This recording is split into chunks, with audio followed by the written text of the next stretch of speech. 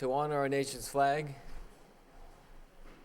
I pledge allegiance to the flag of the United States of America and to the republic for which it stands, one nation, under God, indivisible, with liberty and justice for all. Roll call, please. Mr. Leary, Here. Ms. Martin, Here. Mayor Murphy, Here. Ms. Rostikowicz, Here. Ms. Scott, Here. Mr. Conway, Here. Mr. Gignac. Here. 7 present. Thank you. We have, under special order of business, Spotlight on Excellence, to recognize the heroic action of the Lowell High School Career Academy student. Madam Superintendent. Thank you, Mr. Mayor. Tonight, we have the honor to really thank and congratulate two local heroes. So we're really lucky to have amongst us student from the Lowell High School Career Academy, Keisha Nunez, and also Lowell High School Resource Officer, William Matier. Margot Farrick, the coordinator of the Lowell High School Career Academy, is going to speak a little bit about the incident where a young person and one of our very dedicated public servants went and did something that changed people's lives, and we are so happy to have you here. So I'll ask Ms. Farrick to start. Thank you. Although tonight isn't quite as loud and rambunctious as being honored in front of her peers on the floor of the Lowell High School gymnasium during the pep rally, it might not be as exciting as being honored at center court by the Boston Celtics as a hero among us at the upcoming December 11th game against the Clippers. And it might not be as prestigious as receiving a certificate of recognition from Senator Elizabeth Warden. It is, however, of equal importance for Keisha and Officer Bill to receive this honor from our school community. I would like to thank all of you for including both Keisha Nunez and Officer Bill Martier in the Spotlight on Excellence tonight. While waiting to start her day at the Lowell High School Career Academy on November 21st, Keisha alerted Officer Bill of smoke streaming from a nearby house. They responded immediately and helped evacuate the entire multifamily home before the fire department was able to arrive. The firemen said that if it had not been for their quick thinking and determination to alert all of the residents, it was extremely possible that the children and adults could have perished. It is with humble pride that I present Keisha Nunez and Officer Bill Martier.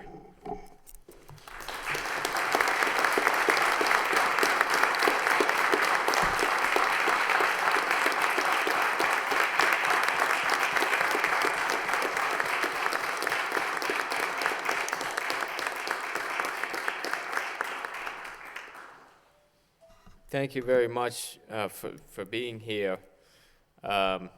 We do have some recognition on behalf of Senator Elizabeth Warren, and I would say that it is a great honor for myself to be able to present them on her behalf. For our police resource officer, William Martyr, and Keisha Nunez. And I'll just read them on her behalf. I am proud to recognize Keisha Nunez for her actions during the November 21st Lane Street fire in Lowell, Massachusetts. Keisha's sense of community and concern for others led her to alert the Lowell Police Resource Officer, William Martyr, and join him in responding to a 2-story house fire by the Lowell High School Career Academy.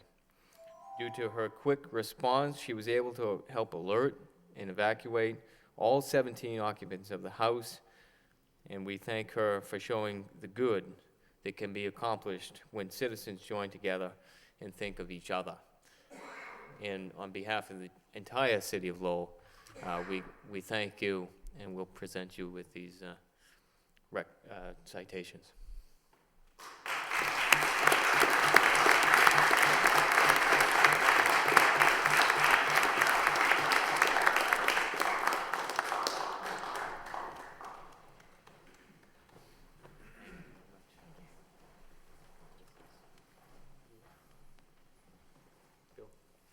Thank you, sir. It's an honor. Thank you.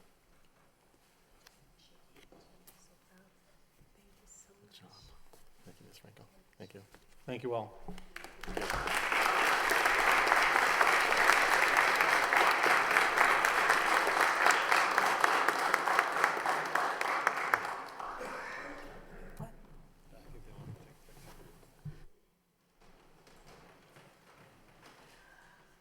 Thank you again. Next, under special order of business, we have a spotlight on excellence. They're no stranger to the spotlights on excellence. The Lowell High School boys and girls cross-country team. Madam Superintendent.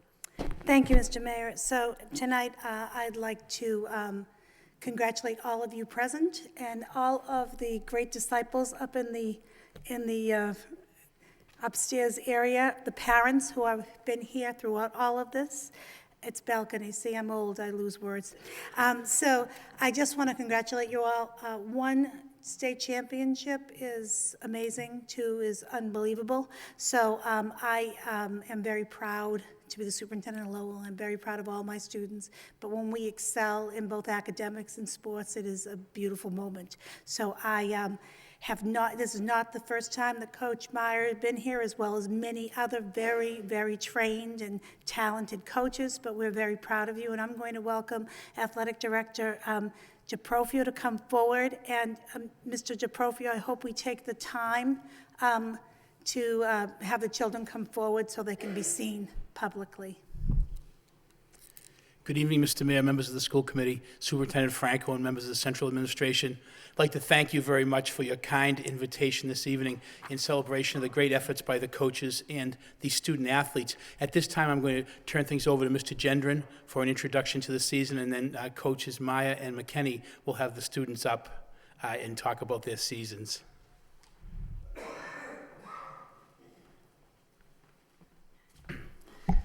Mr. Mayor, members of the school committee, and Madam Superintendent, I thank you for the honor of doing an introduction to this Spotlight on Excellence tonight. I have had a long history with the cross-country program in Lowell, both as a member way back when and as a father of a son on these teams for the last 12 years. So I relish the opportunity to do a little introduction here, even if it is a few weeks before I get to join you for real.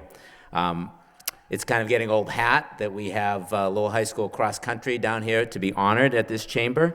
But both of these teams, as Madam Superintendent indicated, are Eastern Mass champions for the second year in a row. And just to put a little perspective on that, an Eastern Mass championship is equivalent to a Super Bowl in high school football. So it's quite an accomplishment to do it 2 years in a row. And for the boys, it's 4 out of the last 5 years. Lowell is seen across the state now as truly a powerhouse in cross country. This year, for the first time in history, we have an individual champ as well in Kaylee Richards, who won the entire state all-state meet of the thousands of girls who run cross country across the state of Massachusetts. Kaylee was the fastest. In addition, never in history has a Division I team had both their boys and girls teams win the Eastern Mass State Championship before in the same year, and now Lowell has done it twice in a row. This accomplishment is a tribute to all of you for your support of athletics at Lowell High School, the athletic director at Lowell High School, to the amazing, dedicated coaches. I can't tell you the amount of hours and time that these coaches putting into making certain that their team performs their best, and most importantly, to these student athletes for their dedication to this sport. And I like to say cross country really isn't just a sport, it's a lifestyle. And all of these student athletes have committed themselves to that lifestyle, and as such, they are champions. So without further ado, I'd like to introduce your Eastern Mass champion coaches, who were also named, and I'm sure they won't mention this themselves, the MVC Coaches of the Year this year, Mary Beth McKinney and Phil Meyer.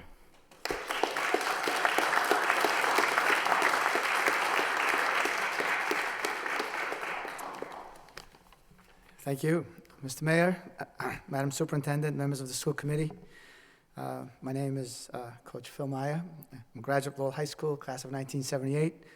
This is my 31st year associated with the program and my 26th year as a head coach.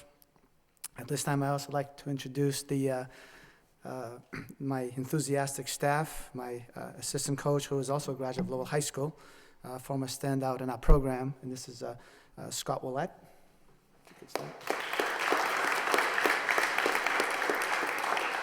I also would like to recognize a special volunteer coach who was a successful head coach at Northampton High School out in Western Mass, is now teaching in our system.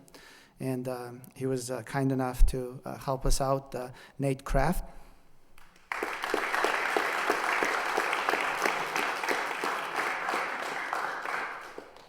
It's an honor to be here this evening with the second best team in the state, you know. Last year we graduated our top 3 athletes, student athletes, from the All-State Championship team, but to the credit of hard work and boundless determination to succeed, our team found a way to get it done again.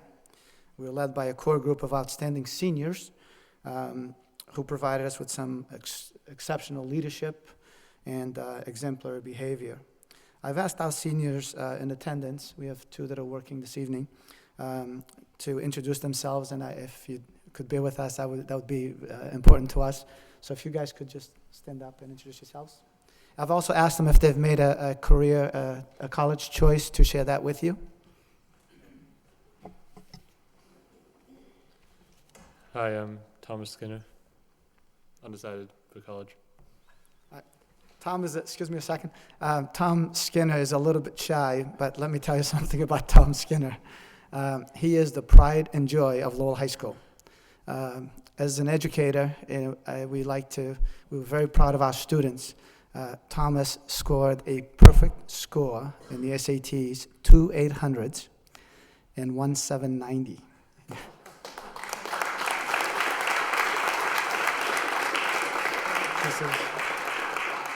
He's a little shy to share that with you, but his plans include MIT and a few other top schools. Hi, my name's Matt Fowler. I plan on studying nursing, and I hope to attend University of Massachusetts Amherst.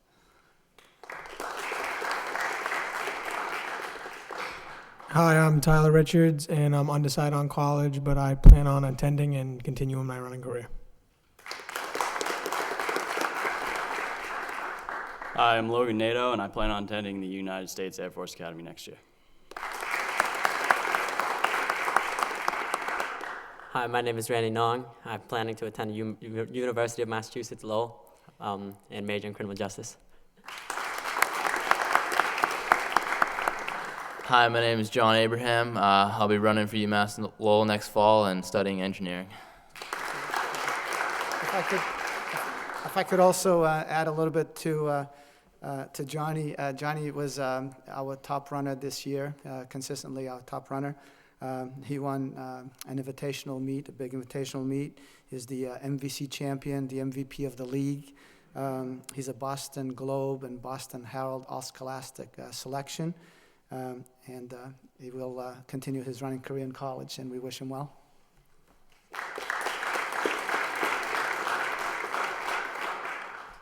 Hi, I'm Andrew McCarthy, and I'm undecided on college plans.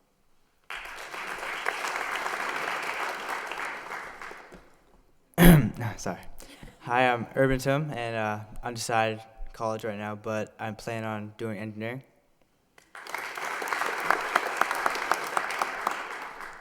Hi, my name's Isaiah Jai, and I'm also undecided for college. Thank you.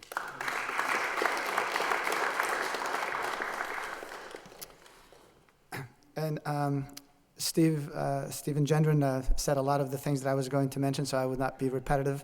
But the team did very well again this year in the competition. We finished undefeated for the 4th consecutive year.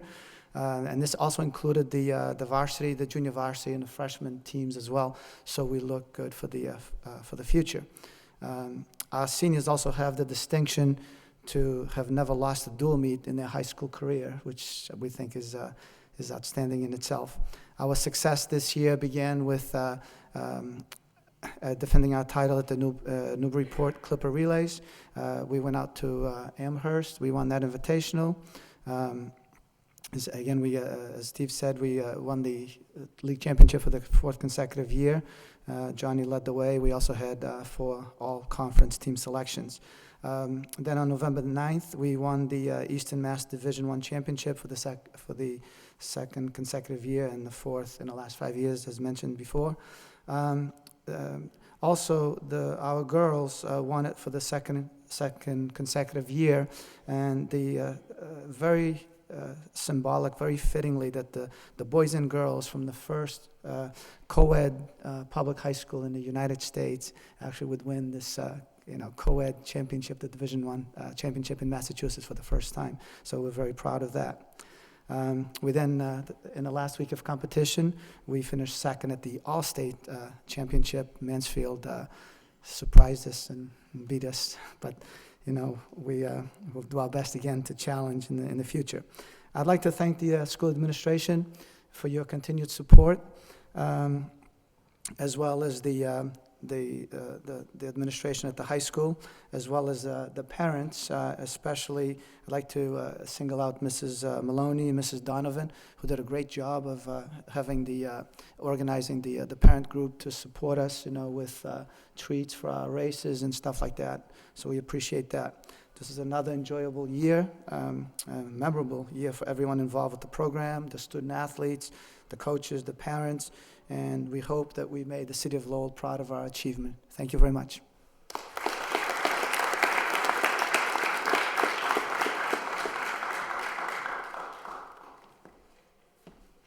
Good evening, Mr. Mayor, Madam Superintendent, and members of the committee, parents. Thank you for recognizing us again this year, the cross-country team. My name is Mary Beth McKinney. I've been the girls cross-country coach since 1998, and I'm a 1986 graduate of Lowell High School. I'd like to introduce my assistant coaches, Tim Patterson,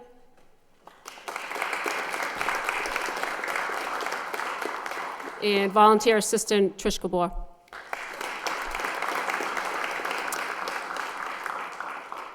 We had another amazing season as well. I'd like to introduce the senior captains. They didn't really want to speak, but I'm going to introduce them.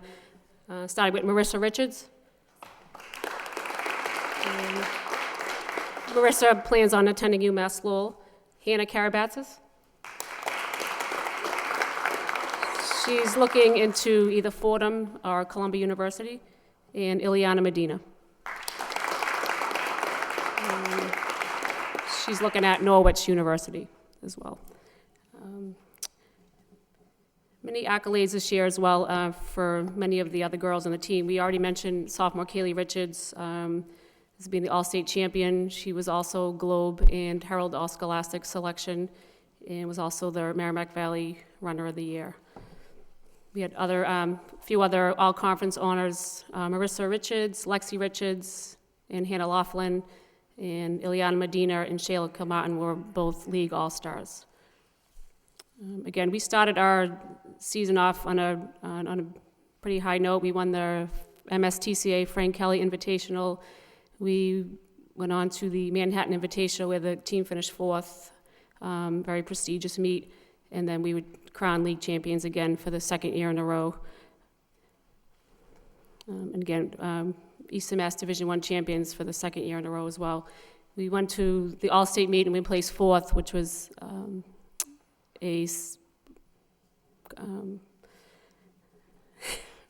was the best in school history as well for the girls cross-country team. So it was quite an accomplishment. Not only are these girls very good on the field running, they're also very good athletes. We have several girls on the team who carry over a 3.0 GPA. So they're good on and off the field. Along with their success this season, they found time to volunteer at the Lowell Middle School meets. We have 5 Thursdays, and the girls help out with that. They also volunteer at the Bay State Marathon, and for the month of October, they wear a pink uniform for recognition of breast cancer. Very fortunate to have great parents support, and we're very proud of these girls' accomplishments. They truly are ambassadors for Lowell High School and the community. Thank you.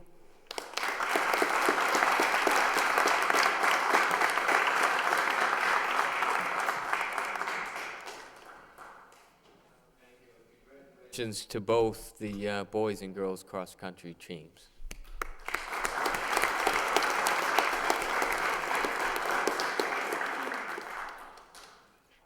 At this point, we'll move to the minutes portion of the agenda, which you were all looking forward to, I'm sure.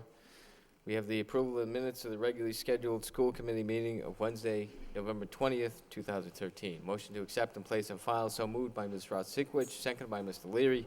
All those in favor signify by saying aye. Opposed? So voted.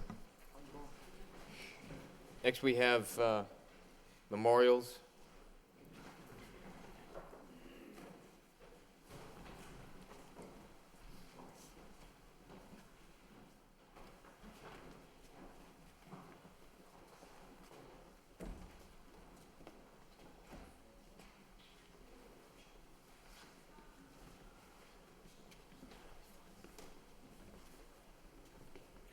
We have Gail Curley, sister-in-law of Operations and Maintenance Director Brian Curley. Dennis DeLucia, father of Stocklosa school teacher Julia Buchanan. And Elaine Coulson, sister of Stocklosa teacher George Harding. If you'd please rise in a moment of silence and darken chambers.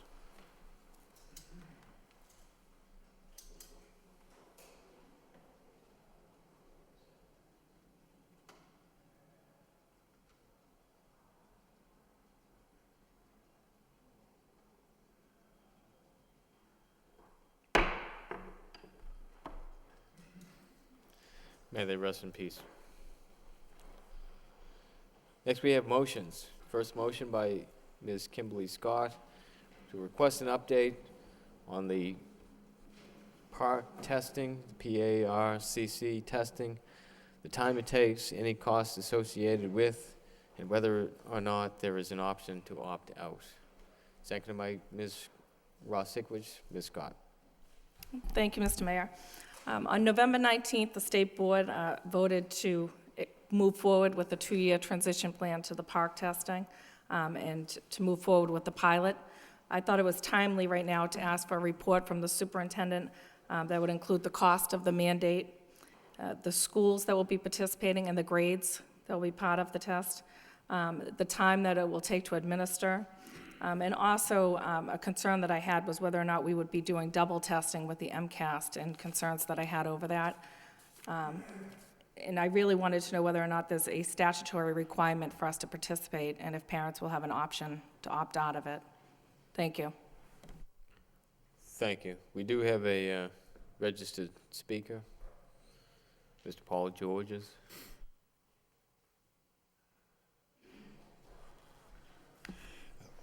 Yeah, hi. I'm Paul Georges, President of the United Teachers of Lowell. I know everyone here. I did want to speak on this motion because I think it's an appropriate motion to be looked at.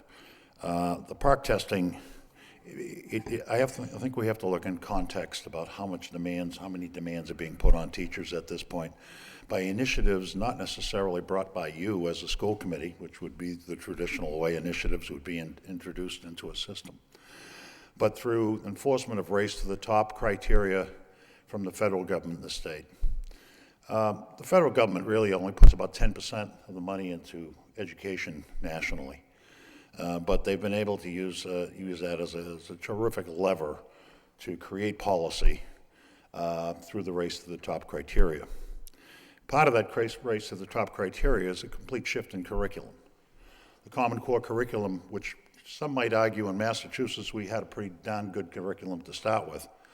But I understand that from a national perspective, a lot of states lag behind Massachusetts that traditionally has always led the country and most of the world in educational efficiency and prowess. However, national policies have bound us up, and it seems as though state leaders very often blindly follow the dictates of Arne Duncan, the Secretary of Education, and so many other criteria that's necessary through race to the top. The Common Core requires the creation of modules to modify curriculum. There are a number of teachers involved in that activity at any given time. you have the implementation of the modules now in every classroom, which obviously takes time and creates additional demands. You have a very aggressive and time-consuming evaluation, a new evaluation instrument that we negotiated a year ago that's being employed at this particular time in every school and virtually takes up every release day, pretty much every minute of every release day. You've got retail. The retail, for people who aren't familiar with retail, retail is a mechanism by which the state requires teachers to take a retail endorsement course in order to bridge the gap for linguistic minority students and English language learners. It comes across extremely time-consuming. Most teachers that I talk to are spending upwards of 20 hours a week preparation for the course and all the other things that are necessary. The retail initiative is the result of a federal lawsuit by the federal government, the Department of Justice, against the Department of Education, Massachusetts Department of Education, because they found that there was a wider gap between the learning of native language speakers and English language learners.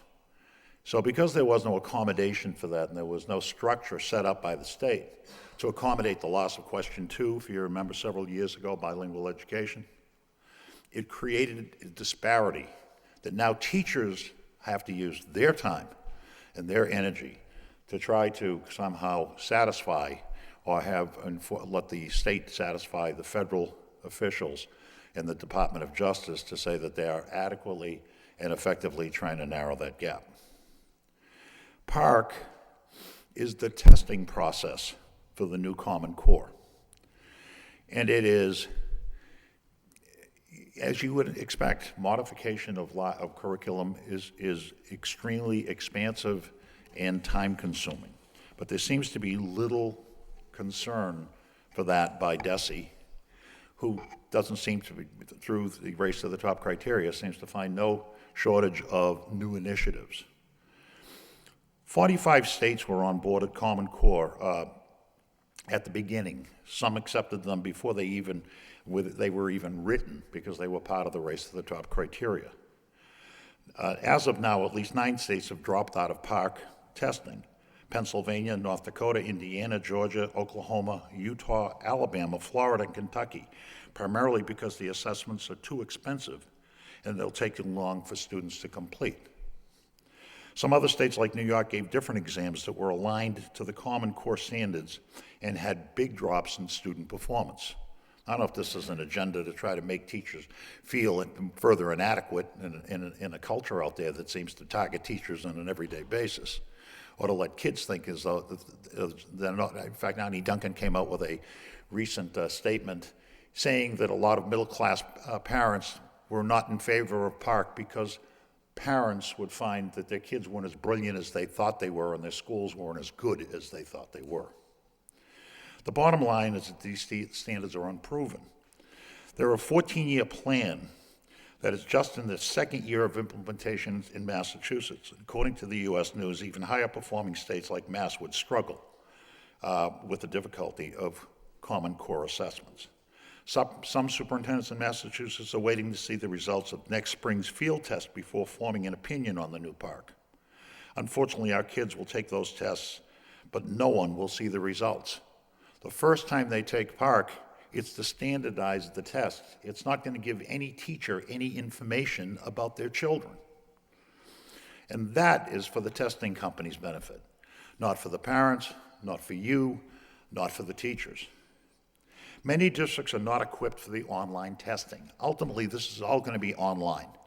So Race to the Top comes and gives us money in 2008 and 2009 or 2010, and consequently we inherit a testing program that's going to take huge amounts of time out of students' days and going to require the infrastructure investments that we won't have. The money won't be there coming from the state to support this. The states of New York used the test, not PARCC, but aligned the standards that showed 70% of the state's students' population as failing. They're looking to destroy the hopes and dreams of our students with a test based on standards that are not even proven.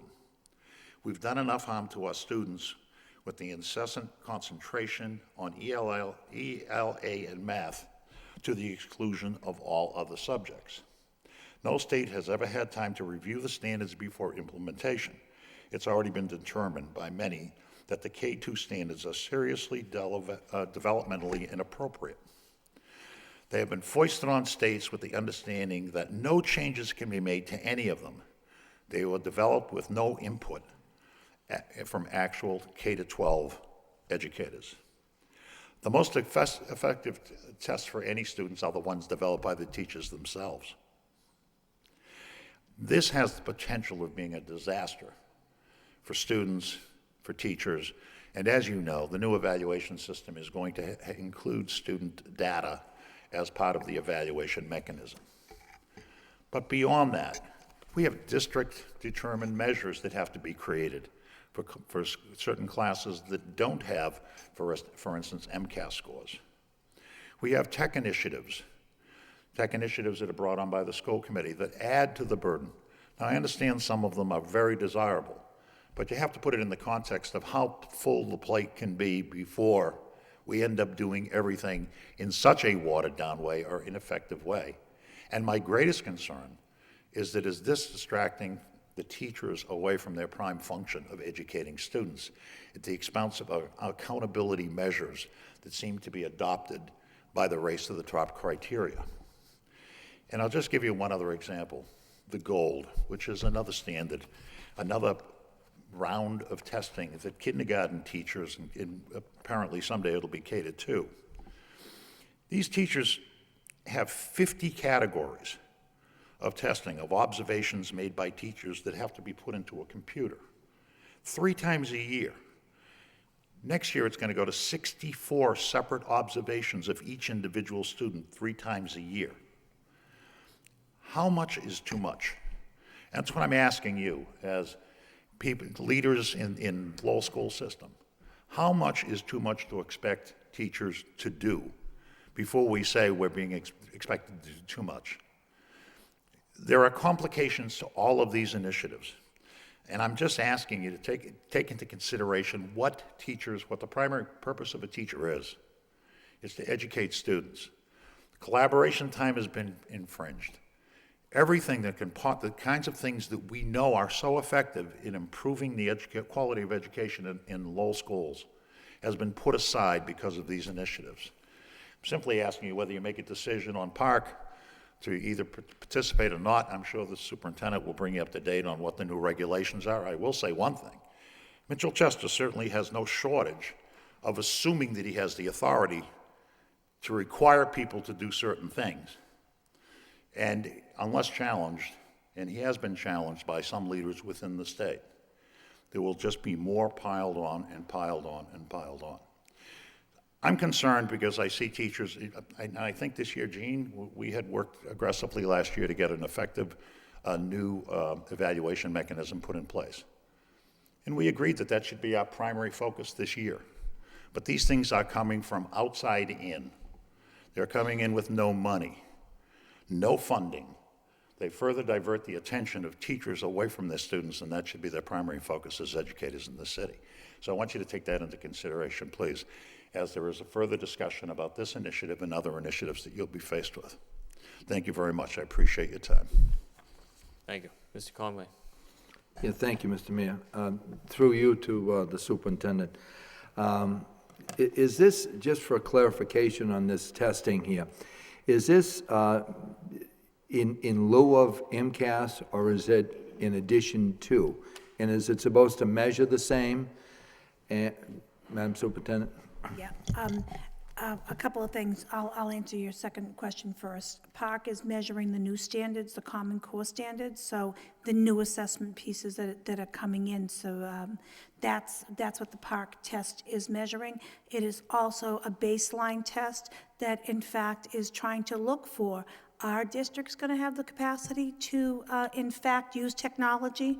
That's what the whole baseline piece is, that they've picked schools at random, and they say, Will we have the capacity? Are we up to standard? It's really that whole baseline piece to get that exposure. That's what this first year is supposed to be.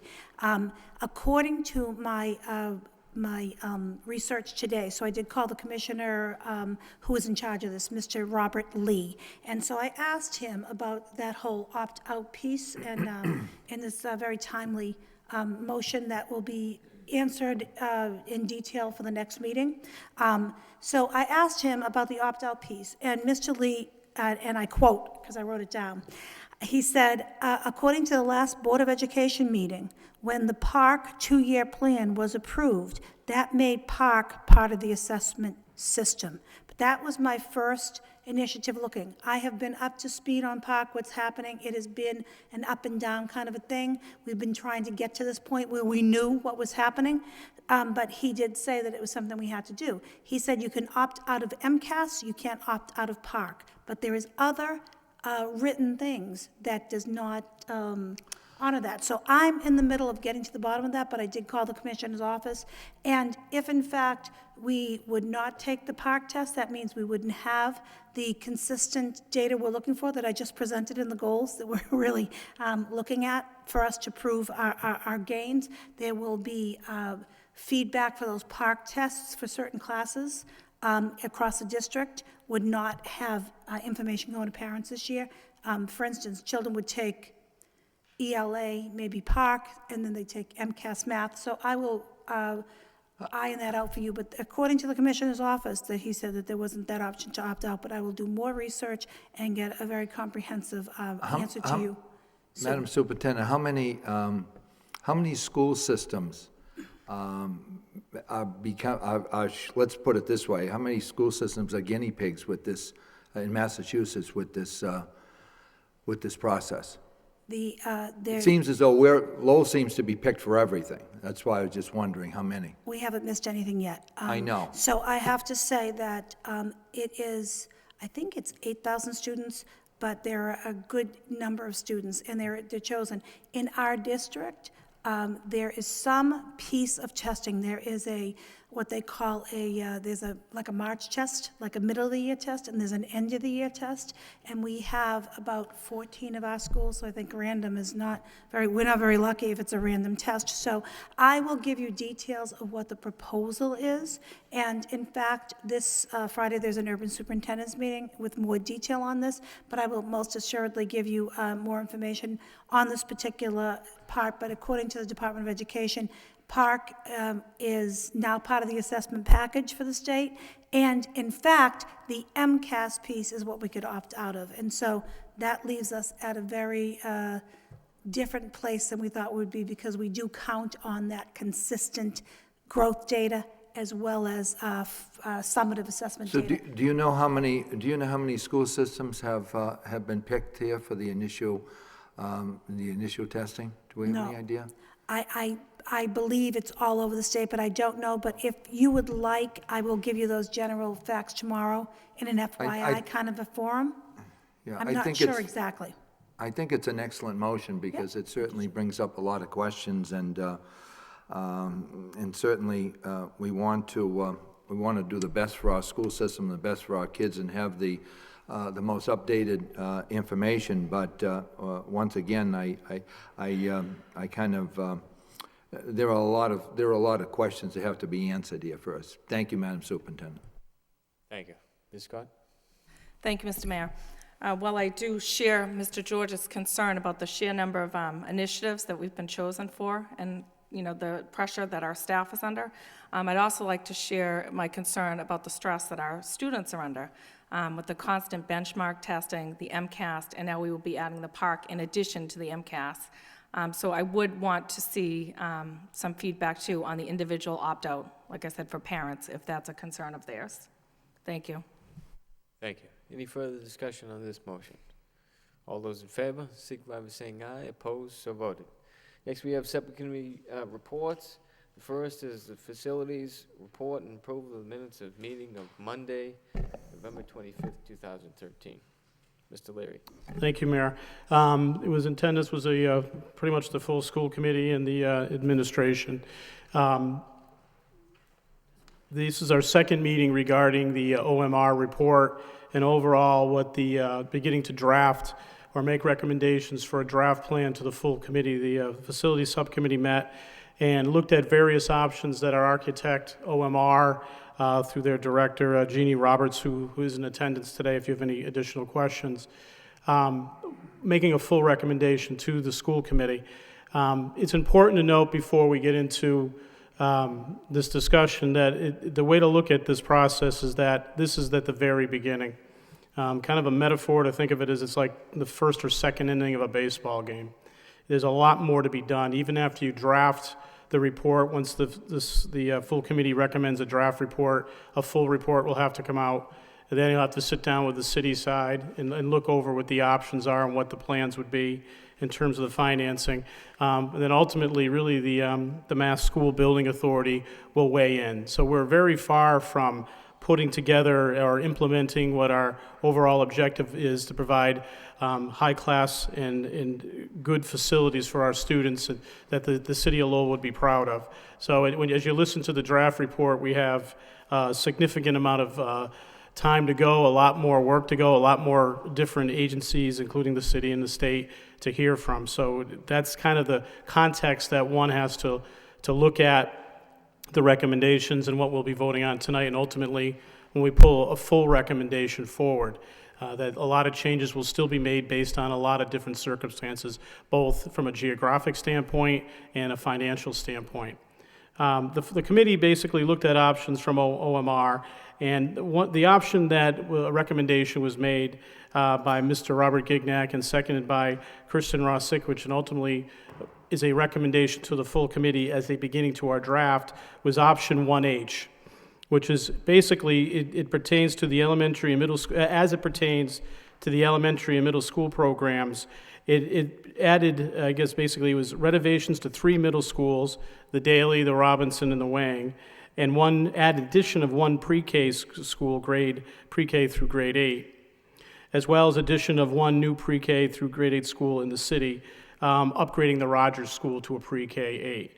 In addition, it was a recommendation for the high school to look at the option of a high school with the ultimate capacity between, I think it was 3,700 to 4,000. I think the number they used was 3,900 for a high school downtown, in renovating the existing facilities as well as upgrading and building a new structure or structures. This was a recommendation to the full committee. There was a lot of discussion regarding all the options. Again, this is a recommendation to the school committee 3-0 as a development of the draft report. So I make that as a form of a motion to accept the OMR recommendation option 1H for the elementary, and it was 1E for the high school. I think so that Mary will be happy, we'll divide those into 2 motions, okay. motions. So for the elementary and the middle school, we would select option 1H. And motion by Mr. Leary, seconded by Mr. Gignac. Any discussion on the motion? Mr. Gignac, then Mr. Conway. Thank you, Mr. Mayor. I think it's the work of the subcommittee has been great, and working with OMR has been a lengthy but awarding process. I think what we need to note in this process is that the selections that the subcommittee is putting forward to the full school committee not only includes renovations and additions to the 3 middle schools and a new pre-K through 8, but also renovations to each and every elementary and middle school. So no school in the city is going to go without some work. So that would put us on a level playing field throughout the city. I think that's something worth noting. Thank you. Mr. Conway? Yeah, just very quickly, I want to thank Mr. Leary for heading up the facility subcommittee. It is obviously an incredible venture, and we, needless to say, have to get it right. And I think that at that last subcommittee meeting, I happened to mention that it would be a good idea to get this information to the city council. Has that, through you, Mr. Mayor, to the superintendent, has that information been given to them? rather than the superintendent, I can answer right now. That was requested at last night's meeting. Of course, that's been public information as it's been posted on the website of the schools, and that was communicated to members of the city council last night. And Was it communicated to them prior? I mean, how would they know that it would be on the website? I'm just curious on that, because I think by that... paying attention to what's going on in the school committee. That's how they would know. Well, that's not the question I asked. Yes, it is. Well, I beg to differ with you. So at any rate, the hard copy for those that aren't able to access through the use of a computer to access a copy of this facilities assessment, for those people, we'll be able to provide a hard copy and do it at the city's expense. Mr. Conway. Yes, and Mr. Mayor, I can appreciate that. All I'm asking is that all the players get the information ahead of time, as Mr. Leary said, and I agree with him. This is the first or the second inning of a baseball game, should we say. But we also know that games can be lost in the first or the second inning. So I think that what's important is the form of communication. And at that last meeting that I was at, in the subcommittee meeting, I just said that I think it would be appropriate that individuals receive that information so that they would be privy to what we were looking at. That's the point that I'm trying to make. And I wanted to make sure that they got that information, at least if they were told the information was available on the website. That's one thing. And as far as accessing the capabilities of getting the information off the computer, I'm sure that everyone is certainly capable of doing that. But there are people that obviously like to have a hard copy too, in conjunction with what's on the computer. Thank you, Mr. Mayor. Mr. Leary. Just, I guess the point of not releasing it to anybody is because subcommittee work, as we all know, isn't committee work. And in reality, a committee member or the majority of the committee can come back and say, I don't like option, whatever option 1B, I want to do 1C. So I think once this committee votes on what the recommendations are, where if they want to do what the subcommittee has made the recommendation, the draft report would be appropriate at that point in time to release to everybody. Because anything that's done in subcommittee is, as we all know, is not, it's not Bible at that point in time. It's not an edict by the school committee.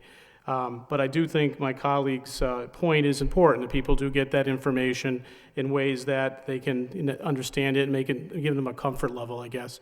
Because that's important, because this is something that's going to take a long time. What we vote on tonight is a beginning of a blueprint. As we get in before the council and when they start looking at other parts of what they need to do for the city, this will fit into that larger piece, so there will be changes.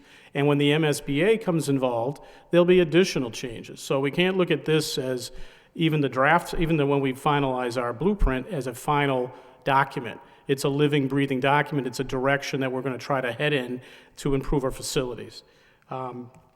So I think really, if we take a look at what the subcommittee recommended, and I made a motion to have option 1H for the elementary and the middle schools, I think it's a good start to drive that draft, eventually get a full plan, and then start moving into the third, fourth, and ultimately into implementation of what I think we all agree upon as our overall goal of having the best facilities for our students and for our city.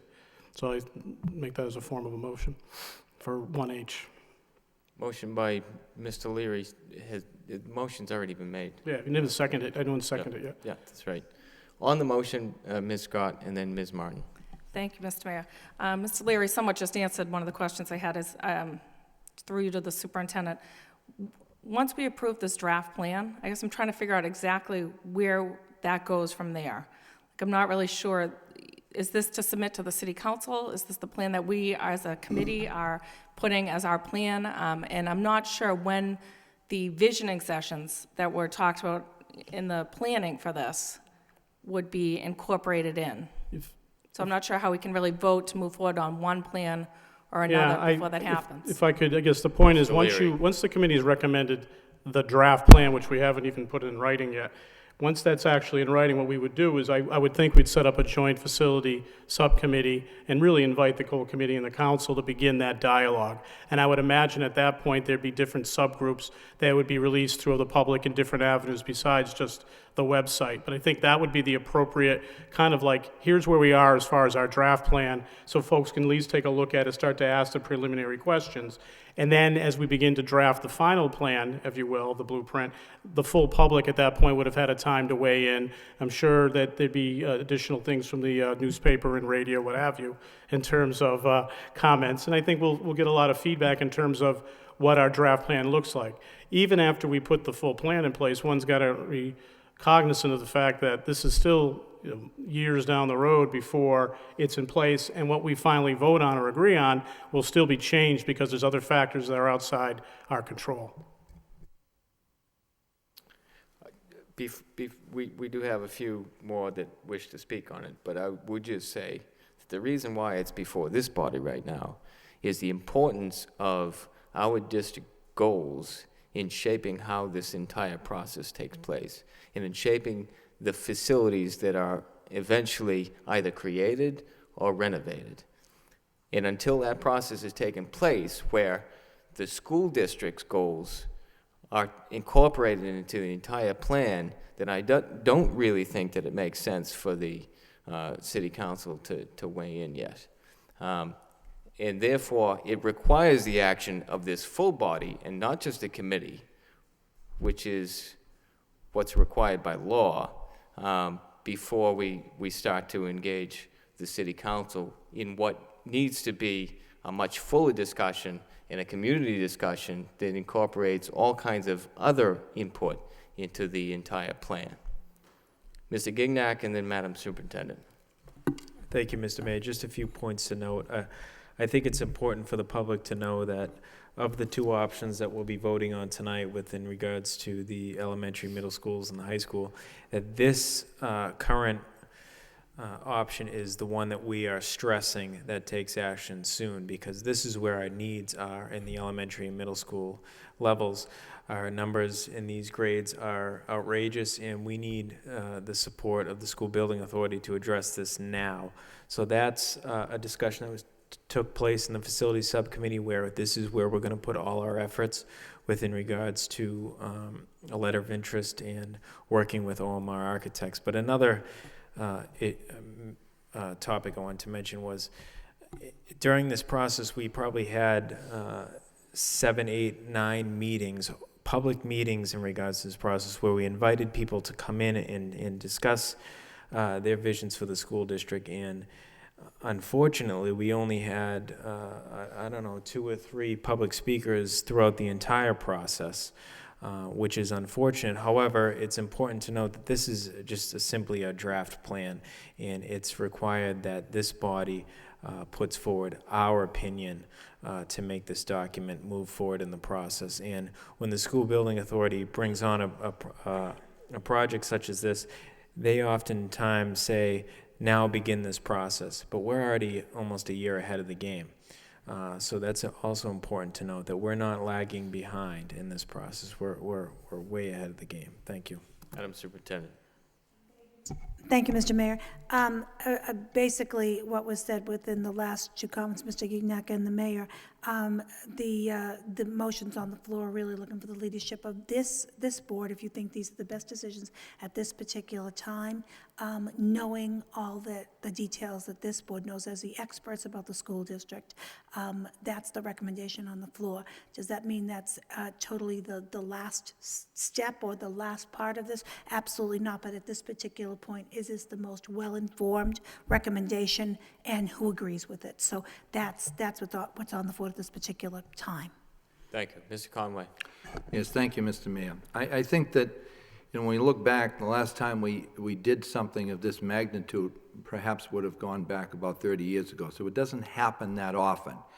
And I think that when a project like this, of this magnitude, comes up, I think it's important to take a look at every different angle. And again, I don't think anybody sitting here are architects or engineers. And I think that to ask questions, I think is extremely important.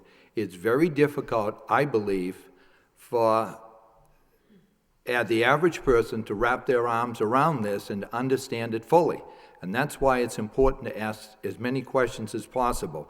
You know, a lot of times when we, Madam Superintendent has often said, when she's looking for administrators and you have a selection committee that comes up with, after an interviewing process, to give the best recommendation. Well, if we only gave one recommendation to the superintendent, she would obviously say, I think we need perhaps more that I can take a look at. That's the only thing that I'm saying as far as if we give this, which I intend to support, but I'm just wondering how all the players are going to see this and how they're going to react to it. So if you take a look at the, should we say, our best recommendation with the information that's given to us, if on the other side the city council, and perhaps somebody here can answer this, if city council said, no, we're not going for that, does that stop the process? And do we go back to the boards and try to find out, you know, do we come up with a second one at that particular point? Or is that the time that this, as Mr. Leary was talking about, the joint subcommittee between the city council and the school committee, then they go to another option? Is that the process? If I could just kind of, I mean, again, Mr. Leary. Kind of jumping into the fifth inning, anything can happen. I think, but you got to start with a draft. You got to start with an idea and a plan and a vision. You know, if folks have a different vision and it comes out, the public says, hey, I really don't like, you know, option 1H. And it's, you know, there's massive support says, let's go for, you know, 1F or whatever. Then we're going to change direction, but we have to go in a direction. We're the elected body for the school department. Our piece of the city puzzle is to make that recommendation, to begin and have that dialogue with the council. But again, we're at the very beginning. We haven't even put the draft plan in writing. Once that's in writing, people are going to see that draft plan. There's going to be changes to it. And finally, there'll be a plan, and that plan will go before the council and the city manager, and they'll have to really make decisions in terms, how does this work within our overall, you know, budget as well as bonding plan going forward? And then the MSBA will be involved. And then there'll be a lot of other variables that we probably aren't thinking of now that will come up, as they did when we did this, when Superintendent Sapasaris went through his project and City Manager Campbell came up with a bonding recommendation to the council. There's a lot more to do. This is a good start. I think it's what we've done so far is very positive, but being cognizant that there will be changes. And there will be circumstances that we won't, you know, be able to tell right now. But voting tonight on these options, which are pretty solid options, is a good way to begin that process, knowing full well there'll be some changes to it for a variety of reasons. Thank you. Thank you. Not to put anyone on the spot, but perhaps it's a good time now for maybe Mr. Chairman or representative from OMR to talk about the actual option that's on the floor now, and for the public who hasn't had the opportunity to attend the 9 different opportunities where they could weigh in, to explain why it is that this might be the better option. Mr. Leary? No, I would defer to our architect. I would say that's a good idea. Well, thank you very much. I appreciate that. Okay. Thank you, Mr. Mayor. Option 1H, relative to the elementary and middle schools, is made up of, Mr. Leary said it correctly, it's made up of renovating and adding on to the Wang Middle School, the Robinson Middle School, and the Daly Middle School. Building a new PK-8 on a possibly new piece of land that the city either owns or the city could have access to someday. And given that this process is so far out, we don't want to specifically name a permanent site, because by the time this project moves through, a new site could become available. And then the renovation and addition to the middle school, to the Rogers Middle School, change it into a PK through 8. And then, as Mr. Gignac said, repairing, I believe it's 23 other schools in the system to fix the problems that have been building up over the years, but not a full renovation, but a repairing of all of the pieces. In addition, at the 3 middle schools that are getting additions, they would become 8-strand middle schools. And the PK8s in this plan would become 4-strand PK8 schools. Just those 2 PK8s. Some of the pluses about this solution is in the whole picture of this, given that we've learned that Lowell is so tight on land, this option requires only 1 new site, which seems that could be more manageable to find over the years than if there were multiple new schools. And in addition, the cost, we compared, let's see, 1, 2, 3, 4, 5, 6, 7, 8. I think we looked at about 20 different solutions, a little under 20. And this solution was in the positive range of cost. When you look at the overall cost to renovate and add on to and build new schools, which includes 30-some properties, it's showing up as around $277 million for all that work. And that includes repairing all of the alternate and day schools and the adult education center in that mix. So it does include a comprehensive, work on the schools. Is that a little more clear? Thank you. Ms. Martin? Thank you, Mr. Mayor. I think as we discuss this, I do think that we're at a point where we need to vote on this particular, on the recommendation of the subcommittee. And I would say moving forward that, as has been mentioned by several of my colleagues, the next logical step is to pull together the joint subcommittees for facilities on both the school committee and from the city council to review this recommendation, and then we start crafting our steps moving forward.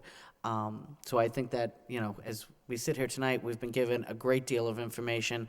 I will say for myself, having had to miss a couple of the subcommittee meetings, I thank the administration for kind of walking me through it so that I could, come here tonight, prepared to make this choice. But I do think that, we have a great deal of information. What we've been provided with by the architectural firm we've been working with, I think is extraordinary and is unlike anything of the time I've been here on the committee. I've never seen such a comprehensive review of our physical plant. So I think it's a time, and it's important also to note that this isn't a 2-year plan. I mean, over the course of 10 years, we're talking about changing our entire district through some obviously very significant investments. But now is the time when we chart the course for where we want to be in the next decade. There is nothing less lofty than that, so at stake here. So I do think that we're at the very preliminary stages, having reviewed what is already a great deal of information. The charge is to this committee to take our vote, and then I would encourage our subcommittee, our chairperson, as we move forward to now reach out to the council so that we can begin that part of the process. Because again, this is going to include the council, it's going to include our delegation, it's going to include a great many people if we're going to be able to put this in place and be able to move forward over the course of these next 10 years to dramatically improve the Lowell Public School District. Thank you. Mr. Gignac. Thank you, Mr. Mayor. Just one last comment. I wanted the public to know why we selected the Robinson, Wang, and the Daly, because those are currently 6-strand schools that have 8 strands worth of elementary schools that feed into them, which as a result cause students from certain neighborhoods to be bused across the city. So that's going to resolve a major issue where, say you go to the Bailey School, not that that's a bad example, the McAvenue School, and you would like to go to the Wang, however, it's full, so you're ended up being shipped across the city. This is going to completely alleviate that, where the McAvenue School students and the Pawtuckettville Memorial School students are going to the Wang. And that's a huge issue, and we've been talking about it for 2 years with former Assistant Superintendent Ann Murphy in regards to school choice and neighborhood schools where kids are they're no longer allowed to walk to school because they have to go across the city. I think that's a huge relief to parents and students. I think that's worthy of making note. The subcommittee talked about that for quite a few meetings. Thank you. Thank you. Any further discussion on this motion? Roll call, please. Mr. Leary? Yes. Ms. Martin? Yes. Mayor Murphy? Yes. Ms. Rostikowicz? Yes. Ms. Scott? Yes. Mr. Conway? Yes. Mr. Gignac? Yes. 7 yeas, approved. Thank you. Mr. Leary, on the second motion. The second motion is this facility subcommittee met for regards to the high school, considering various options. The options that the facility subcommittee recommended unanimously was to use option 1E, which is ultimately to keep the high school downtown and repair the existing buildings, as well as having different buildings built in the downtown facility. This was one of the, I guess, this is obviously the one that has the most, gets the most press, the most notice, as opposed to the K through 8, for a lot of reasons. Being downtown, the question, should we move the high school from downtown to another facility? OMR laid out a variety of different options for us. Some of the options included, should we go to 2 high schools in the city? And a lot of discussion over the various meetings on what's the value of having 2 different high schools. And I think there's obviously some positive parts to that, but the subcommittee as a whole recommended keeping 1 high school. And that's not only the subcommittee's findings, but it was also our working group, which is our faculty and our administrators, after reviewing all the options in terms of not only cost, but the historical value as well as the educational value of keeping 1 high school in the city. So the facility made, reducing some of the options, we really are making the recommendation to leave 1 high school as the option for the city of Lowell. After you go through that review, you're looking at exactly where would you relocate that facility or rebuild the existing facility that you have. A lot of different options were looked from the Prince Spaghetti site to the Colley Stadium site were reviewed. And I think a lot of the options in terms of having 1 high school from a standpoint of just geographic locations, that really wasn't, you couldn't really fit a school that was going to have 3,900 students in a way that would have, a major impact in terms of either the athletic fields, parking, or just access to the locations. After looking at all that and looking at what our working group had recommended, the subcommittee looked at option 1E as the best fit for the city in terms of drafting and using a draft plan, using the mechanism for using a draft plan. So I make that as a form of a motion, as a recommendation for the full subcommittee to the full committee to use option 1E. Thank you. Motion by Mr. Leary, seconded by Mr. Gignac. On the motion, Ms. Rostikowicz? Okay. Any further discussion on the motion? Roll call, please. Mr. Leary? Yes. Ms. Martin? Yes. Mayor Murphy? Yes. Ms. Rostikowicz? Yes. Ms. Scott? Yes. Mr. Conway? Yes. Mr. Gignac? Yes. 7 yeas, approved. Thank you. Mr. Leary? And that was the conclusion of our second inning in this process of OMR's project for our facilities. I make that as a motion, Your Honor. Motion to progress. accept and place on file. So moved by Mr. Leary, seconded by Mr. Conway. All those in favor, signify by saying aye. Opposed? So voted. Thank you, Ms. Roberts. Next, we have the Personnel Subcommittee. Report of the meeting of Wednesday, December 4th, 2013. Ms. Thank you Martin. very much, Mr. Mayor. The Personnel Subcommittee did meet immediately prior to this meeting. We had a single topic of discussion, and that was to review the superintendent's proposed goals for this current year. It has been distributed, I know, to all members of the committee, and it will be available at the website as well, so I will just kind of hit the highlights. As we're going through there, we have 7 different goals. And it is, for anyone who hasn't looked at this kind of rubric before, it's certainly much more dense than we have had. You know, this is our second time with this instrument. I found it to be a huge improvement, but I do recognize that it does, it's a little different than the kind of thumbs up, thumbs down, that complexity that we had used in the past.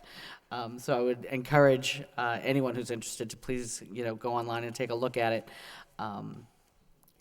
But basically going through, you know, there are the 7 different areas that we're focused on, looking at every one of these does come with specific evidence that is tied to the goal, which is what allows the superintendent to present to us at the conclusion of this process her evidence of performance, so that then, this committee can make the determinations in terms of the superintendent's performance over the course of the year. Just to hit a couple of them, you know, in terms of professional practice, looking at increasing student achievement, obviously, overall. Looking at a 10% increase in the number of schools that move to the next level in accountability status and maintaining all of our other schools. Certainly important in a district where we have some schools that are certainly struggling and need to move up in their status in our ranking systems. Education evaluation, obviously a topic we have talked about a great deal. The importance of effective implementation of that in this year and moving forward. So that is something that the superintendent will be graded on. One of the key things I think that may have come out of the committee's recent evaluation of the superintendent was an increased attention to our family and community engagement. So it was great to see this as one of our areas. Looking at a goal of setting a 10% increase in the number of parents participating and involved in our school district. We'll be looking forward to receiving from the superintendent the kind of system that she'll be using to determine the baseline of what we'll be judging, and then how we'll be able to look at what a 10% improvement truly looks like at the conclusion of the review period. Management and operations. This really is very closely tied to our 10-year capital plan, which is ongoing, and that really by the conclusion of this year, we should be able to have a solid document in place. Curriculum and student achievement, we are looking again, one of the key, I think, evidence items listed here is looking at improved student growth performance.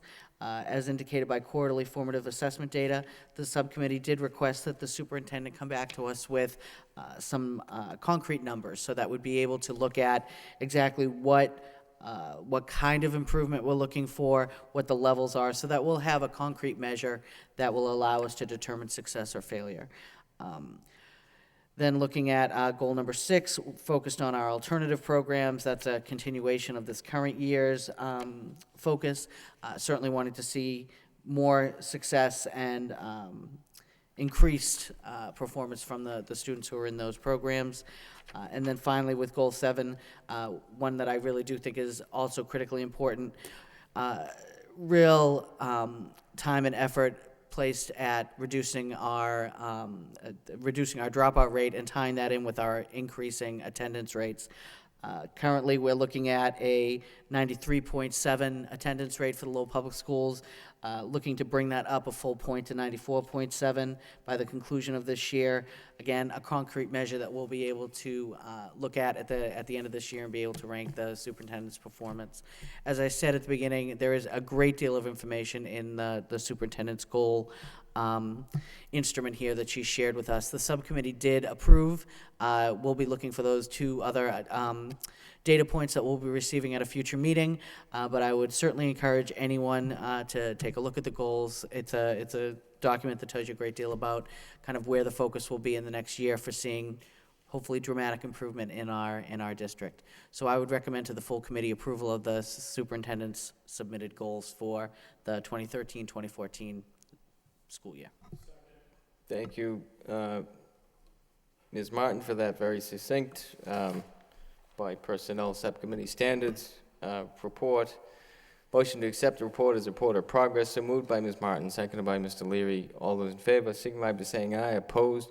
So voted. Next, we have reports of the superintendent. The first is on our district goals. Madam Superintendent. I believe that Ms. Martin Covered it all? did provide a great overview, and as you know from working with me, you will see these goals again and again, and they will be broken down. The work of your future subcommittees will be very tightly connected to these particular goals. A lesson learned is that I want you to know how the district's doing as we go. And even though formative assessment data doesn't always tie to that last test being the MCAS, or in this challenging year could be PARC, but I want people to know where we're seeing the strengths and the gains, and as well as the challenges as we go. So we'll use the subcommittee forums to be reporting out by department on how we're going, and then, of course, getting to the big committee in that way. If anybody here would like more details, any of us on this side has these memorized. We've been over the document and would be more than willing to provide more information as you wish. Thank you, Madam Superintendent. Entertain a motion to accept the report as a report of progress. So moved by Ms. Martin, seconded by Ms. Rosikowicz. All those in favor signify by saying aye. Opposed, so voted. Next, we have the homeless liaison appointment. Madam Superintendent. Thank you, Mr. Mayor. Yes, as I was asked to go back and to, in fact, look for the best match from our school department employees who could serve as our homeless liaison. As we looked into the work that's being done, especially in the Office of Student Services, my recommendation is that the committee appoint Mr. Fred McCosker, District Support Specialist from the Office of Student Services. Mr. McCosker's assignment this year is working directly with the homeless families and all of the community partners that in fact support them. So my recommendation would be to appoint Mr. McCosker. Thank you. Motion to accept by Ms. Rosikowicz, seconded by Ms. Scott. Roll call, please. Mr. Leary? Yes. Ms. Martin? Yes. Mayor Murphy? Yes. Ms. Rosikowicz? Yes. Ms. Scott? Yes. Mr. Conway? Yes. Mr. Gignac? Yes. 7 yeas, approved. Thank you. Next, we have a report on youth harbors. Madam Superintendent. Yes, thank you, Mr. Mayor. This is a report that was provided to me by the headmaster of Lowell High School, Mr. Martin, to follow up on a motion that was made by committee member Rosikowicz, which was to request the superintendent establish a partnership with Youth Harbors to work with Lowell High School students who are homeless or at risk of becoming homeless, to include students aging out of the state foster care system to find stable, long-term housing solutions. As a result of this motion, the Lowell High School staff, Mr. Martin, in collaboration with David Robinson, the coordinator of student services, got in touch with the other agencies that in fact work directly with the Youth Harbors Rediscovery program. They worked with and got more information from Malden High School, Everett High School, Boston Day and Evening Academy, as well as Somerville High School.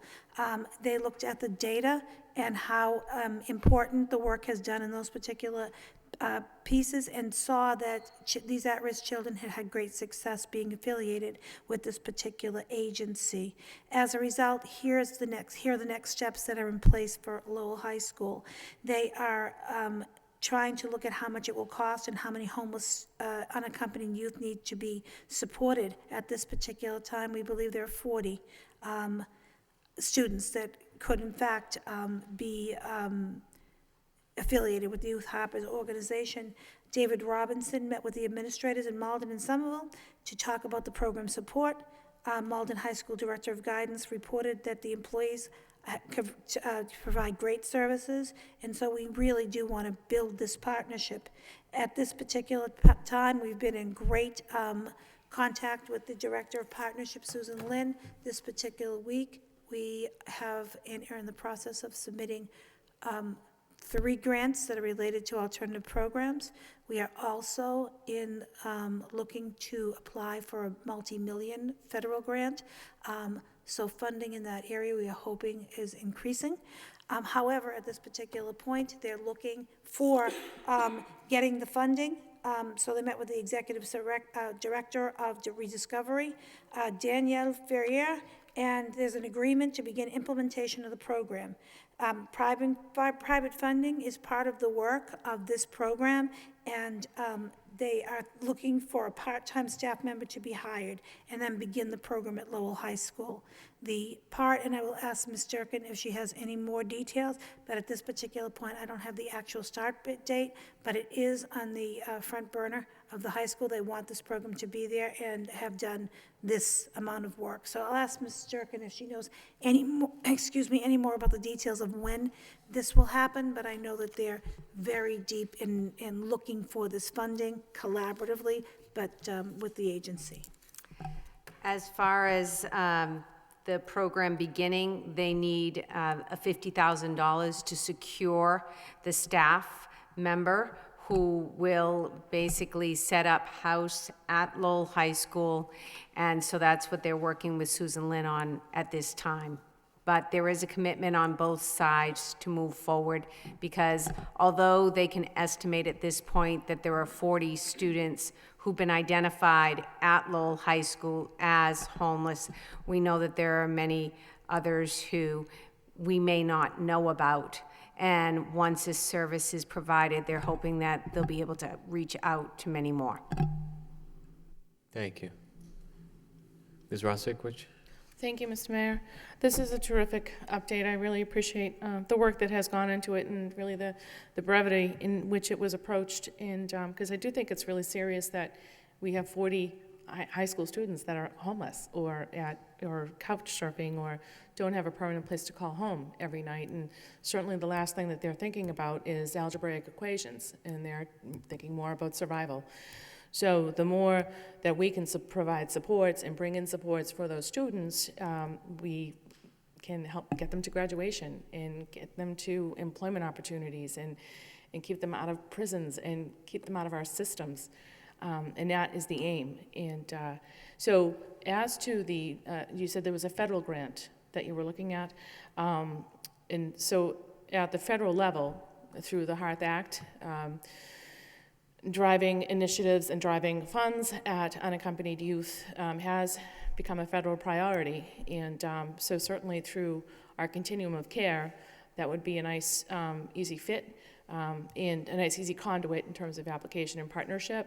But I also wonder if it's possible in terms of leveraging, if it's possible to even to leverage with other, or leverage support with other school districts, other urban school districts in the region or in northeastern Massachusetts, certainly to increase your advantage and certainly increase your points when it comes to making those applications. Thank you. Any further discussion on this report? Entertain a motion to accept this report of progress. So moved by Ms. Martin, seconded by Ms. Rosick. All those in favor signify by saying aye. Opposed, so voted. Next report on day-to-day substitutes, Madam Superintendent. Yes, thank you, Mr. Mayor. This is a response in answer to a motion by Mr. Leary that requests that I provide the school committee report detailing the current substitute teacher policy. Report will include methods of attracting staff, current salary structure, CORI, and other safety information. In addition, superintendent should provide recommendations to the school committee on how to attract additional substitute teacher personnel. If you look at the report, and I'll walk you through this, it really comes into what the current practices are, as asked in the motion. And so there are two kinds of substitutes that work for Lowell Public Schools, long-term subs that take over long-term assignments, for a variety of leaves, as well as the day-to-day subs.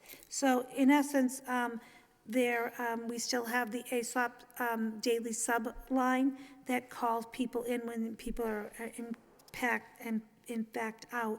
As far as how we train and how we get people prepared, the substitutes go to a training, 3.5 hour training for them to in fact work with our school department. In our schools, and there's all kinds of training that is involved in that particular case. There is a review, of course, as with everybody, of CORIs. Every time a substitute applies to be part of the work in the school department, they have to have a check on their Corey anytime they come forward. There is a different pay schedule, and this is historically, that if there is a person who comes and they're a high school graduate with no degree, there's a certain rate of $65 a day. If there's a bachelor or higher degree, $80 a day, and then a retired teacher. And that rate was approved in fall of 2000. Fall 2000, retired teacher receives $100 a day, so a certified teacher would get that on the regular basis. As far as recruitment, we in fact look we look all the time. That's why we worked with the agency, so there would be more applicants that would be coming our way. I must say that we still glean many of our retirees who will go to schools where they taught, but we do look at recruitment. We try and reach out by publishing our workshops that are upcoming in the Lowell Sun, so we can get that piece out there. As is reported by Mr. Cassidy, how many subs are available to work is really very connected to how the economy is. So if people are working, we don't have that many. If people aren't, it's challenging. We look at the schedule, we ask different people, we post it. I have been trying to work with different agencies that represent diverse workforce to see if in fact we can recruit from different agencies, because not everybody goes to the Lowell Public Schools website or the school stream, or in fact the Lowell Sun as advertisement. So those are all pieces for the recruitment part. And what also we're trying to work on is looking at patterns in absenteeism. So where there's absenteeism patterns, Mondays, Fridays, we're looking at staff and working with staff at if there's particular days that are off. But as far as the processes, what happens in that particular regard, we are at this particular point reassessing the substitute training that goes on, because as you can tell by all of what we've been talking about this evening, it's very complicated in classrooms. So we think we have to expand that training, and we're looking towards adding more to that, as well as looking with how to work with children, mini workshops before people can really get into the actual school setting. So we're looking at expanding that particular part as well. So I offer that as a report of where we are. And I don't know if the committee feels there has to be updates in any particular area, or it has to be, in fact, redirected to the policy subcommittee, because there's some kind of old statutes or things in this particular. Mr. Leary. Thank you for the report. Just make a motion that we actually refer to the personnel subcommittee, because a lot of it be personnel changes and a lot more to discuss from this report and other areas that the report didn't cover. So make that a form of a motion. Motion by Mr. Leary, seconded by Mr. Gignac. On the motion, Mr. Gignac. Thank you, Mr. Mayor. I think one thing to add to that report for the personnel subcommittee is it would be nice to see how many people take this workshop and then actually become substitutes, because if it's 100%, then obviously there's an issue with the workshop and the entire screening process. So if you can get those numbers for the personnel subcommittee, I think that would be helpful. Thank you. Thank you. Any further discussion? Ms. Scott? Thank you, Mr. Mayor. And if you could include, the discussion that we had before was about being able to ask for a specific substitute teacher. I didn't see that in the report. We were talking about, basically whether or not there's a substitute that has performed very well, and if there's a way to add that request in. Thank you. Any further discussion? Entertain a motion to accept as a report of progress. So moved by Ms. Rossick, seconded by Ms. Martin. All those in favor, signify by saying aye. Opposed, so voted. Next, we have the Lowell High School accreditation. Madam Superintendent. Thank you, Mr. Mayor. This is in response to a motion by Mr. Leary that requests to prepare a report outlining steps and action plans that will be necessary to prepare for the next accreditation of Lowell High School. Report include a review of the areas of LHS physical plant that require improvements, modifications, science, laboratory space. Mr. Martin provided this report. He is looking at the NEASC report. He's been working with George Edwards, who in fact is the NEASC representative. They have set up work with beginning that liaison coming to a meeting. That person is coming to meet with the staff on the release day on January 8th. They do have a NEASC steering committee.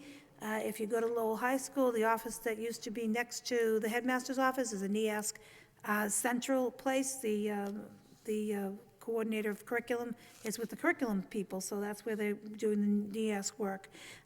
They have ordered to take the Endicott study for students and parents, which is part of the process. It will be taken by all students in school, and parents will be given paper copies and sent home so they can, kids will bring it back through their advisories. And so they're going to also they have distributed already the 7 accreditation standards, which are attached for your review, and so the teachers themselves know where they stand and work has to be accomplished. In January of 2014, the self-study begins, and the steering committee, in fact, will be bringing that information to staff, and the visiting committees will begin to come in spring of 2014 and fall they're going to visit other schools, I'm sorry, in spring and fall, because our study's not till 15. So they're going to go to visit others so they would know what the NEASC study is. Mr. Martin also included here when the evaluation visits are going to take place all the way through 2016, when the action plan comes back to us. So the whole process, and then in fact what the standards are at this particular point. And so I offer this as a report of progress and ask if there are any questions or more information that's requested, Mr. Leary and others.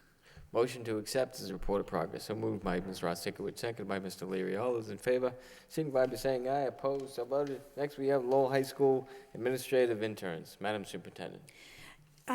Again, report by the headmaster, and it's a motion from Mr. Leary and Ms. Scott asking about reporting on the feasibility of administrative interns to each house. This particular motion was answered also by the former headmaster, also getting back to that whole piece of its budgetary. It is not the recommendation of the headmaster at this particular time due to the fact that there'll be 8 classes that are lost, but he does see it as a valuable type of piece, and I would say that it is something we need to look at Lowell High School in the budget process. We talked about this last year, but in the transition, Mr. Martin is in agreement that for every time, if we're going to replace that, it is in fact 8 different classes that will have to be covered, because in the fact that when this was done, it was 2 periods that each candidate gave up. So that's a teacher and a half, I guess, for them to cover with the academics. So at this particular point for the second semester, it was not told that we should move forward, but I do think that it's something we need to put in if this committee thinks that the restoring that, because we've talked about it several times, but I think that that's what we're going to have to go. So in the budget process, I think we should include it and talk about it, because it's now 2 headmasters, and we're talking about the same thing. So that's just my thoughts at this time. I welcome any response. Mr. Conway. Just very quickly on that, I think one of the issues through you, Mr. Mayor, to the superintendent, one of the issues I think that we've talked about before in this is the fact that sometimes if you have somebody that's teaching advanced placement, how do you replace that individual? And that becomes a little bit of a problem, but yet you can't exclude, or you shouldn't exclude someone just because they're teaching AP. So I think that there has to be, you have to look at that very, very carefully, so that everyone can benefit from it. Certainly the House office can benefit from an administrative intern. When I was there, we had one, and they were extremely valuable, very, very helpful. Plus the fact is it does give administrative experience to individuals, and it helps to provide a bit of a feeder system for the for Unit B. Anyway, to make a long story short, I think that we need to take a good look at and make sure that nobody is excluded. Thank you. Thank you, Mr. Conway. Any further discussion? Madam Superintendent. Just quickly, when we're looking for the recommendations, I would in fact ask Mr. Barton if it's from different departments, or if there's an ability for people to apply for it, or how that would be decided, so maybe a process on how that would happen, because it, of course, is taking people who are on that track for the administrative licensure, or if in fact this is part of a practicum, so we'd have to be strategic on who we're thinking about by house. Any further discussion? Move to accept the report of progress, so moved by Ms. Martin, seconded by Mr. Leary. All those in favor, signify by saying aye. Opposed, so voted. Next, we have the report on the Burgoyne Theater. Yes. Madam Superintendent. Thank you, Mr. Mayor. This is a motion looking at the Burgoyne Theater Freshman Academy. It has been something that Mr. Lang has been working on for an extended period of time. It is a cost prohibitive update, and at this particular point, they have worked, in fact, with the with Mr. Lang and others to see if the project moving forward. I don't know if you have any more details as far as when that's going to happen, Mr. Lang. Thank you. No, very briefly, it is something that we've been working on for a little over a year or so with the Fine Arts Chair and the folks at the high school to try to bring some updates to the theater. We've had several different companies come in and provide us with some proposals for updating the lighting and the sound, and the latest was the seating in the auditorium. So it's all kind of coming to a head now between now and the holidays, and then we anticipate some of these projects going out to bid right after the new year. And hopefully over the course of the spring, some of it may linger into the summer, just depending on how much use is already there at the theater. But we should be in shape for a refreshed theater for the start of the next school year. Thank you. Entertained motion to accept as report of progress, so moved by Ms. Rosikowicz, seconded by Mr. Gignac. All those in favor, signify by saying aye. Opposed, so voted. Next, we have a report on the parent training series. Madam Superintendent. Thank you, Mr. Mayor. This is the training series that I alluded to when we were talking about the goals earlier this evening, that the home component program for special education is looking at training for all parents. And so special education director, along with her staff, has determined some monthly trainings at the Butler School that will take place the first Thursday of every month from 6 to 7, which will come right before the citywide special education pack. And so she's trying to build that group. We're also looking at it as a meeting place for us to have other meetings for different parents. If we can have a presentation and then subgroup meetings for different parents, that's one way to think. So I just direct your attention, this is on the website. This will be given out to all, and it's for all parents, and some of which are special interests. So just for you to all know about it. Ms. Scott. Sorry, just a quick question. One of them is tomorrow evening, December 5th, at the Butler School, you said. Will you be doing a Connect Ed call, or will there isn't a notice that went out, so I didn't know how we were communicating this to parents? Yes, there should have been a Connect Ed call going out this evening. Okay, thank you. Any further discussion? Entertained motion to accept the report of progress, so moved by Ms. Martin, seconded by Ms. Scott. All those in favor, signify by saying aye. Opposed, so voted. Next, we have convention and conference requests. The sole request is by Headmaster Brian Martin for permission to attend the National Association of Secondary Principals Conference in Dallas, Texas, from Wednesday, February 5th through Saturday, February 8th, 2014. The cost will not exceed $2,500 and will be paid by the Lowell High School Professional Development Funds. Motion to approve by Mr. Leary, seconded by Ms. Scott. Any discussion? Roll call, please. Mr. Leary? Yes. Ms. Martin? Yes. Mayor Murphy? Yes. Ms. Rosikowicz? Yes. Ms. Scott? Yes. Mr. Conway? Yes. Mr. Gignac? Yes. 7 yeas, approved. Next, we have the communication. Thank you note of appreciation from the family of Mr. Wayne Peters, for the recent dedication. Motion to accept and place on file. So moved by Ms. Martin, seconded by Mr. Leary. All those in favor signify by saying aye. Opposed, so voted. On the professional personnel, we have the members of the United Teachers of Lowell hereby donate 9 sick leave days to Kristen Colon, a Lowell High School teacher, and 18 sick leave days to Kendra Bauer, a Lowell High School teacher. Motion to approve by Ms. Martin, seconded by Ms. Rosikowicz. Roll call, please. Mr. Leary? Yes. Ms. Martin? Yes. Mayor Murphy? Yes. Ms. Ross Sikowicz? Yes. Ms. Scott? Yes. Mr. Conway? Yes. Mr. Gignac? Yes. 7 yeas, approved. Next, we have adjournment. Motion to to adjourn adjourn. by Mr. Gignac, seconded by Mr. Leary. All those in favor signify by saying aye. Opposed, so voted.